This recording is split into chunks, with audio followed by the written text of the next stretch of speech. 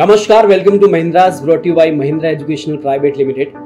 आज इस सेशन में हम लोग सक्सेस स्टोरी डिस्कस करने वाले हैं श्वेता शर्मा जी का। श्वेता शर्मा जी बी फार्मा है और पेशे से इन्होंने फार्मासिस्ट किया है, तो उसी फील्ड में ये काम कर रही थी। 2013 तक इन्होंने फील्ड वर्क किया है और एक जॉब भी करी है। 13 से लेकर 16 तक 16 में इन्होंने जॉब छोड़ा और बैंकिंग की प्रिपरेशन स्टार्ट। 2019 IBPS क्लरिकल का एग्जाम इन्होंने दोनों ही पड़ाव क्लियर करे और उसके बाद आज के समय में ये ओरिएंटल बैंक ऑफ कॉमर्स में एज अ क्लर्क पोस्टेड है। तो स्वागत है आपका और हमारे दर्शकों की तरफ से भी आपका स्वागत है। उम्मीद करते हैं कि आपका जो भविष्य है वे ऐसे ही उज्जवल होता रहे, आप इससे बड़े बड़े एग्जाम्स क्लियर करती रहें और हमारे दर्शक भी आपसे मोटिवेट होके कई सारे एग्जाम क्लियर करते हैं और किसी ऑफिस में बैठे हो। तो चलिए सेशन को स्टार्ट करेंगे और आपसे कई सारे सवाल हैं जानने हैं। सबसे पहले तो जैसा कि मैं जान पाया हूँ कि आप बी फार्मा हैं और आपने फिर उसके बाद फील्ड वर्क भी किया, फार्मासिस्ट का काम किया, है ना। तो 16 तक 2016 में आपके दिमाग में ऐसा क्या आया कि आपने सोचा कि नहीं अब बहुत हो गया और अब हमें गवर्नमेंट जॉब की तरफ जाना है? क्योंकि ये बिल्कुल मैं इंटरव्यूअर की तरह बात कर रहा हूँ, एग्जाम इंटरव्यूअर की तरह, लेकिन फिर भी ऐसे ही नॉर्मली आंसर करिएगा कि बिल्कुल अलग डायरेक्शन है। बी फार्मा होना और फार्मासिस्ट का जॉब करना और उसके बाद बैंकिंग सेक्टर में आने के लिए सोचना, वो मोटिवेशन कौन सा था जो आपको इस तरफ खींच के लेके आया? Sir, actually, first of all, I get completely frustrated with my job. ठीक है। मैं विजिटिंग बहुत ज़्यादा कैपेसिटी नहीं है मेरी विजिटिंग की, so बैठ के मैं बहुत अच्छा परफॉर्म कर पाती हूँ। तो वो एक ऐसा फील्ड था बैंकिंग एंड फ्रस्ट्रेट मुझे इसी चीज़ से हुआ फार्मा में। और मेरे मामा जी जो SBI PO हैं, अच्छा, और अब तो वो काफ़ी हायर स्केल पे पहुंच चुके हैं, बट जिस समय उनका सिलेक्शन हुआ था तो एज ए SBI PO ही सिलेक्ट हुए थे वो। तो उनसे मुझे बहुत ज्यादा मोटिवेशन, मतलब आपका जो मैं जा सकती हूँ, हाँ, जो इंस्पिरेशन रहे हैं वो मामा जी रहे हैं। Exactly. क्योंकि आपको दिखता होगा इस इंडस्ट्री में या फिर गवर्नमेंट जॉब में थोड़ा ग्लैमर भी और फास्ट ट्रैक प्रमोशंस, तेजी से आगे बढ़ते हुए देखना, और एक रेस्पेक्टफुल जॉब होती है। Exactly, sir. तो इसलिए भी मन करता है कि नहीं चलो इस तरफ चलते हैं। अच्छा, ये पूरा का पूरा आपने 2016 में प्रिपरेशन स्टार्ट करी और 19 में आपका सिलेक्शन हुआ। कितने साल हो गए? 4 years. हाँ, 4 साल का जो वक्त रहा आपका वो ऐसा रहा, इसका मतलब ये वक्त में 19 को छोड़कर बाकी टाइम आप फेल रहे। Exactly. आपने जॉब भी छोड़ दी थी। Yeah. कैसे हैंडल किया ये सारी चीजें? सर, जब फैमिली साथ होती है तो प्रॉब्लम्स ऑब्वियसली आते हैं बट कम आते हैं। मींस हम इजीली उनको हर्डल्स को पार कर जाते हैं। ठीक है। तो यही मेरे साथ भी हुआ। मेरे पापा मम्मा, मेरी दोनों sisters, they are completely with me. और पापा ने हमेशा एक मोटिवेशन की तरह काम किया, नहीं बेटा अभी नहीं हुआ तो अभी नेक्स्ट एग्जाम में हो जाएगा। तो इट्स लाइक कितने लगभग एग्जाम्स आपने दिए?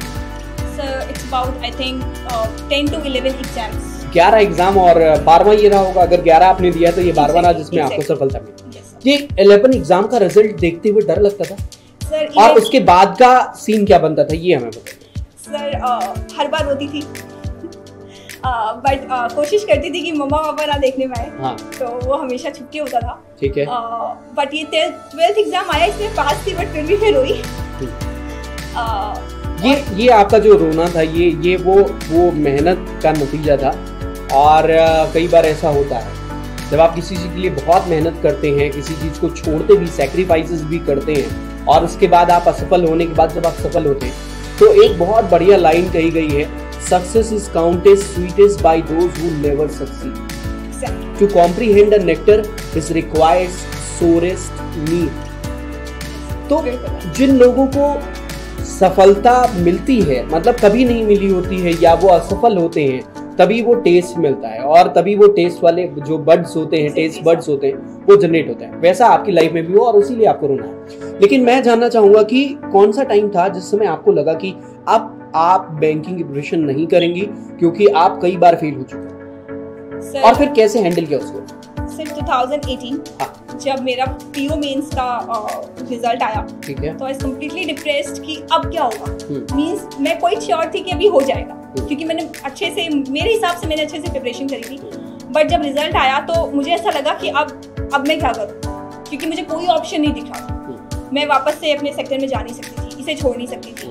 पेरेंट्स की जो एक ख्वाहिश होती है और एक जो भरोसा, एक बिलीव होता है, वो था मुझ पे, और वो भी मैं लूज़ नहीं कर सकती थी। तो बट उस समय एक बहुत ज़्यादा डिमोरलाइज्ड सिचुएशन में थी मैं बहुत ज़्यादा परेशान थी।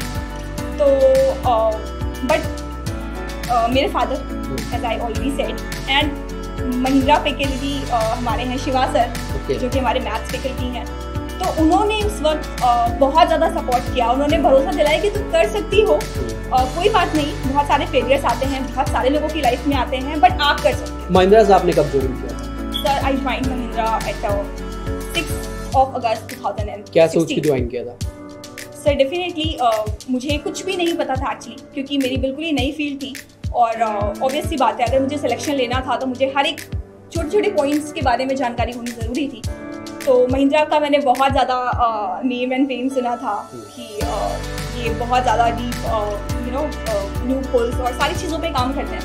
तो जॉब ड्रॉप करने के बाद आपको थोड़ा वक्त ज़्यादा लग गया, लेकिन इतना वक्त बहुत सारे ऐसे व्यूअर होंगे हमारे जो देख रहे होंगे, उनमें से कई सारे ऐसे लोग होंगे जो they are preparing from last 6 years, 4 years, 5 years, 3 years, 2 years।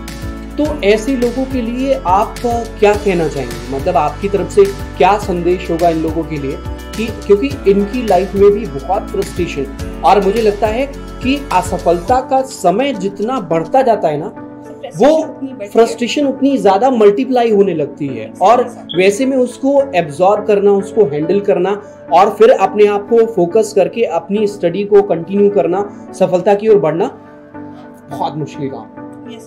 तो आपके हिसाब से क्या करना चाहिए उनको? आप क्या संदेश देना चाहेंगे ऐसे कैंडिडेट्स को? सर, मेरा टाइम भी कम नहीं रहा है, हाँ, काफी लंबा ड्यूरेशन रहा है, और मैं भी इक्वली फ्रस्ट्रेटेड थी।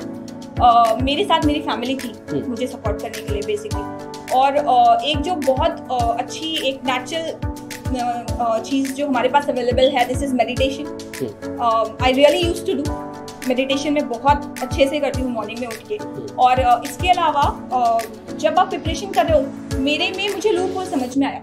एक तो सबसे पहले मैंने जो काम किया वो कहीं ना कहीं एग्जाम देते वक्त मैं डिमोरलाइज हो जाती थी, और कहीं मेरा ऐसा तो नहीं कुछ गड़बड़ हो जाएगा, तो वो होता भी गड़बड़, मतलब पहले से ही नेगेटिव सोच। एग्जैक्टली, और कॉन्फिडेंस में कहीं ना कहीं कमी थी। और जो लोग प्रिपरेशन अभी भी कर रहे हैं, गाइज, मैं यही कहना चाहूँगी, ऑनेस्टली प्रिपरेशन करिए, 100% अपना पोटेंशियल देने की कोशिश करिए, definitely get the result, definitely. देखिए, 2 बातें मैंने निकाली आपने जो बताया।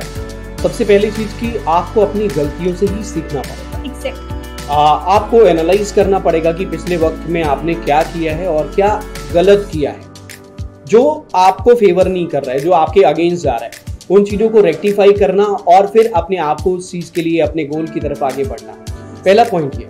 दूसरा, एक बहुत अच्छी बात आपने कही कि आप मेडिटेशन करते हो। मैं आप सभी लोगों से, जितने भी लोग हैं, मैं सभी लोगों से ये रिक्वेस्ट भी करूंगा कि चूंकि डिफरेंसेस हमने देखे हैं, आपको कोई फिजिकल एक्टिविटी, कोई एक्सरसाइज जैसे मेडिटेशन मतलब मेंटल एक्सरसाइज हो गई, आप उसको काम करने के लिए, उसको मेंटेन रखने के लिए आप मेडिटेशन करते हैं। बॉडी को फिट रखने के लिए आपको एक्सरसाइज करनी होती है, और ये अपनी रूटीन में जरूर डालें। ये रूटीन में डालेंगे तो आपको विजिबल डिफरेंस दिखाई देगा। आपके अंदर जो एक एनर्जी होती है ना, कई बार एनर्जी मर जाती है, मतलब जैसे कि हाँ, कई बार ऐसा आपने जब स्टार्ट किया होगा तो एक बहुत मतलब जोश रहता है, नहीं करना है, ये फोड़ देंगे, ये फाड़ देंगे, ऐसा करके ये आता है। और ग्रेजुअली जैसे टाइम बीतता जाता है ना, ऐसा लगने लगता है कि नहीं यार, बस अब मेरे से नहीं होगा। तो ये वाली स्टेज को हैंडल करने के लिए physical mental workout very necessary, very important sir. And meditation, मुझे जो हेल्प मिली मेडिटेशन से कि मेरा फोकस ज्यादा बना, या मेरा जो डिस्ट्रैक्शन था कि कुछ भी ऐसा, even I used to silent all my notifications, WhatsApp, email, जहाँ भी मैं सोशल साइट्स पे हूँ, मैंने सारे नोटिफिकेशंस ऑफ करके रख दिए उस वक्त, और मैं कंप्लीटली मेडिटेशन करती थी। फ़ोन सिर्फ एक बार बीच में व्हाट्सएप खोल लिया, देख लिया, चेक कर लिया, ओके, फिर दिन भर कभी भी मैं व्हाट्सएप पे वापस नहीं गई। इससे मेडिटेशन से मुझे जो बेनिफिट मिला वो कंसंट्रेशन लेवल मेरा बहुत ज़्यादा हाई हो गया, और वो आज भी मैं मेडिटेशन कर रही हूँ और शायद वो कभी छोड़ नहीं पाऊंगी। चलिए, अगर आप ये करते रहेंगे तो निश्चित तौर से आप आगे बढ़ेंगे। अब जो अगला पड़ाव है इस इंटरव्यू का, जिसमें हम लोग आपसे जानने की कोशिश करेंगे कि आपकी स्टडी का मॉड्यूल क्या रहा, आप कैसे पढ़ाई करते थे और पढ़ाई की चीज़ों को कैसे पॉलिश करते थे, कैसे आपको अपने आप को फाइन ट्यून करने की कोशिश आपने करी, वो सारी चीज़ जानने की कोशिश करेंगे। तो सबसे पहले कि जो आपने स्टडी करी है, मतलब 16 से लेकर 19 में, तो पहले तो एक फाउंडेशन तैयार करना होता है, फिर उसके बाद क्या करना होता है? सर उसके बाद हमें उस फाउंडेशन पे बिल्डिंग बनाना होता है। मतलब आपको प्रैक्टिस बढ़ानी होती है, रिपीटेडली एक ही काम को करना। Exactly sir. सबसे पहले 2016 में तो as I cleared my basics, क्योंकि बेसिक क्लियर नहीं थे। हाँ। 2017 में एक्चुअली मैंने क्या गलतियाँ की कि मैंने प्री पे फोकस करके रखा। अच्छा। और प्री पे फोकस करने के बाद डेफिनेटली प्री क्लियर हुआ, बट प्री क्लियर करके कुछ नहीं, क्योंकि प्री और मेंस के बीच में जो ड्यूरेशन होता है दैट इज ओनली 15 डेज और 1 मंथ, जो जिसमें आप बिल्कुल भी मेंस की प्रिपरेशन नहीं कर सकते। और मैंने यही गलती करी थी, मैंने सिर्फ प्री पे कॉन्सेंट्रेट करके रखा था। मेंस की मैं कोई भी स्टडी नहीं करी थी। हायर लेवल के क्वेश्चंस आते हैं वहाँ पर, जीए मैंने उतने अच्छे से प्रिपेयर नहीं करी थी, तो I was quite sure in 2017 की नहीं क्लियर कर पाऊंगी, क्योंकि मैंने मेंस के लिए प्रिपरेशन नहीं करी थी। एग्जैक्टली। कब आपने अपने दिमाग में ये लाना शुरू किया कि नहीं भाई मेंस के लिए प्रिपेयर करेंगे तो प्री डिफॉल्ट क्लियर हो जाएगा और मेंस भी क्लियर होगा? कब से ये सोच? सर 2018 में सॉरी, मैंने मेंस पे थोड़ा बहुत फोकस करना शुरू किया। मतलब आपको अपनी गलती रियलाइज हो गई, आप लोग भी इस बात का ध्यान दीजिएगा। एग्जैक्टली। और मैंने वहाँ से मेंस के लिए प्रिपरेशन शुरू करी, और चूंकि इस टीम में ठीक ठाक नंबर आ जाते थे मेरे, तो मुझे लगा था कि मैं क्लियर कर लूँगी, कोई इशू नहीं है। प्री तो क्लियर हो गया, बट शायद कहीं ना कहीं मेंस में फिर से कहीं ना कहीं मैंने कमी छोड़ी। हाँ। तो वो नहीं हुआ। बट इन 2019 मेरा रेजोल्यूशन 1 जनवरी को यही था कि इस साल तो I have to got the job, कुछ भी हो जाए। तो वहाँ से मैंने अपनी स्ट्रैटेजी को चेंज किया, और स्ट्रैटेजी क्या थी कि मैंने pre as well as mains, अगर मैं सुबह से 50 क्वेश्चन मैंने प्री लेवल के लगाए, तो आगे जाके मेंस के लिए 3-4 घंटे के गैप के बाद मैंने मेंस लेवल के भी 15 से 20 क्वेश्चन लगाए। डीआई का बहुत ज़्यादा अमाउंट रहता है इन दी मेन सेक्शन, तो मैथ्स के सेक्शन में मैंने डीआई को फोकस करना शुरू किया, और इसके अलावा रीजनिंग में पजल्स का काफ़ी अच्छा सेक्शन रहता है। तो पजल्स अगर मैंने प्री लगाए 4 से 5 प्री के पजल्स सॉल्व किए, तो इक्वली 2 से 3 पजल्स मैं मेंस के भी लगाने शुरू किए। मिसलेनियस क्वेश्चंस हमारे पास बहुत सारे होते हैं, जिनमें रीजनिंग सेक्शन पे मैंने फोकस किया। इंग्लिश में डेली एडिटोरियल गाइस बहुत इंपॉर्टेंट है, मैंने ये चेंज किया, और आज मैं एनालाइज कर पा रही हूँ अपनी स्पीकिंग स्किल्स में, अपने राइटिंग स्किल्स में बहुत एक बड़ा चेंज आया है। अच्छा, जैसे कि आपने बताया था कि मॉर्निंग में करंट अफेयर्स आप महिंद्रास के यूट्यूब चैनल से देखती थी और एडिटोरियल देखती थी, क्या डिफरेंस आपको मतलब लगता है कि जब से आपने देखना स्टार्ट किया यूट्यूब प्लेटफॉर्म को, क्या डिफरेंसेस आपको देखने को मिले अपने स्ट्रेटजी, जो स्टडी की स्ट्रेटजी है? सर बहुत ज़्यादा चेंजेस नजर आए मुझे। मैंने एडिटोरियल पढ़ने से बेसिकली कहाँ पे फर्क पड़ा? सर एडिटोरियल अंडरस्टैंडिंग स्किल्स, क्योंकि प्री आपके ग्रामर पोर्शन से क्लियर हो जाए मे बी इंग्लिश में एग्जैक्टली, बट मेंस जो सेक्शन होता है उसमें जो आरसीज होते हैं, हमारे क्लोज टेस्ट होते हैं और रीअरेंजमेंट्स होते हैं, जितनी भी चीजें होती हैं हमारे इंग्लिश सेक्शन में, वो सारी चीजें एक रिग्रेस अंडरस्टैंडिंग की जरूरत होती है वहाँ पर। विदाउट रिग्रेस अंडरस्टैंडिंग हम नहीं क्रैक कर सकते मेंस इंग्लिश सेक्शन बेसिकली। सो जब एडिटोरियल पढ़ना शुरू किया बेसिकली, तो उससे मेरी अंडरस्टैंडिंग स्किल डेवलप हुई, और उस अंडरस्टैंडिंग स्किल को मैंने मेंस में यूज किया and I cracked. Very good. तो ये तो इनका रहा कि इन्होंने कैसे करके तैयारी करी। अब हम बेसिकली आते हैं सब्जेक्ट पे। अलग अलग सब्जेक्ट से कौन सा सब्जेक्ट आपका था जो सबसे ज्यादा आपको प्रॉब्लम कर रहा था? मतलब चूंकि आपने 12 एग्जाम तकरीबन दिए हैं, तो उनमें कहाँ पे आप लैग कर रही थी? कौन से सब्जेक्ट में बेसिकली आप लैग कर रहे थे? Sir maths section. मैथ्स में तो मैथ्स को हैंडल कैसे किया? सर मैथ्स हैंडल करने के लिए बेसिकली जो हमारे महिंद्रा फैकल्टी हैं, Shiva sir, he help me a lot. Means वो डेली के डेली मुझे चैप्टर्स प्रोवाइड करते हैं। मींस चैप्टर की उन्होंने बता दिया मुझे कि जैसे टाइम व्हेन वर्क खत्म करना है, ठीक है, तो मुझे 2 दिन का टाइम मिलता था उनकी तरफ से कि आपके पास 2 दिन का टाइम है, आप ये टाइम पे वर्क खत्म करके लाओ, और उसके अलावा अगर आपको कोई प्रॉब्लम आती है उसमें तो आप मेरे पास लेकर आओ और मेरे से उसे शॉर्ट आउट कर लो। ठीक है। तो मैंने यही किया। 2019 से मैंने ये चीज़ें स्टार्ट करी थी, और प्रॉपर गाइडेंस मुझे मिला है हमारे शिवा सर से, एग्जैक्टली महिंद्रा से बहुत ज़्यादा कोऑपरेशन मिला है। और वो सारे के सारे क्वेश्चंस को, और जो मेरे पास बेसिकली उतने हाई लेवल के जैसे क्वेश्चंस नहीं होते थे, तो he used to provide me all the high level questions की चैप्टर वाइज उन्होंने मुझे क्वेश्चंस प्रोवाइड किए, एंड इक्वली मुझे ड्यूरेशन भी प्रोवाइड किया कि इतने समय में आपको exactly and that really help me a lot, and I really say thank you to him. अच्छा, जिन लोगों के पास शिवा सर जैसे सर नहीं है, उन लोगों को पहली बात तो मैं बोलूँगा कि महिंद्रा में आपको ऐसे सर मिल जाएंगे। बहरहाल जोक्स अपार्ट की आपको ध्यान किस बात पे देना है, किसी चीज की प्रैक्टिस, जो आपकी बातों से जो मोटे तौर पे निकल के आ रहा है कि किसी चीज की प्रैक्टिस जितना ज्यादा आप करेंगे वो आपकी रगों में दौड़ने लगे। exactly. ऐसा तो जब ऐसे सवाल, कई बार ऐसा होता है कि क्वेश्चन आपने एग्जाम में देखा और अब उस जगह पे आपको हिम्मत बनानी पड़े कि नहीं मैं इसको सॉल्व करूं, फिर दूसरा थॉट आए कि इसको रहने दो यार, अगर कहीं गलत हो गया। ये थॉट कैसे दूर होगा? क्लियर फ्रेम ऑफ माइंड तब रहेगा जब आपका कोई पर्टिकुलर क्वेश्चन का टाइप आपकी रगों में दौड़ेगा। क्वेश्चन देखा, आपको समझ में आ गया ये टाइप का क्वेश्चन तो मेरे से बनता है, बनेगा, और वो जो कॉन्फिडेंस है ना वो आप उससे निकल जाते हैं। और दूसरा पॉजिटिव जो फायदा मिलता है कि आपको जो रिजेक्शन क्वेश्चन के करने होते हैं उसमें समय वेस्ट नहीं होता। अब जनरली हम लोग क्या करते हैं, अगर पजल हमने देखी उसको सॉल्व करके अगर हमने डिसाइड किया कि नहीं ये मेरे से नहीं बन रहा, अब इसे छोड़ना है, तो you have already wasted 5, 6, 7, 8 minutes, और उसके बाद आप उसे क्विट कर रहे हो।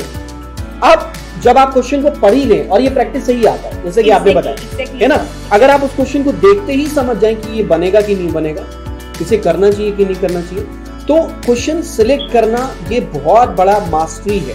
और इसका जो सबसे सटीक तरीका, जैसा कि मैम की बातों से निकल के आ रहा है, वो है कि आप ज्यादा से ज्यादा प्रैक्टिस करें।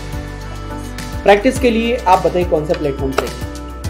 सर प्रैक्टिस के लिए जो मैंने यहाँ से चूज किया, स्पीड टेस्ट देना जितना इम्पोर्टेंट है उससे ज्यादा मेरे अकॉर्डिंग मुझे एनालाइज करना इम्पोर्टेंट है।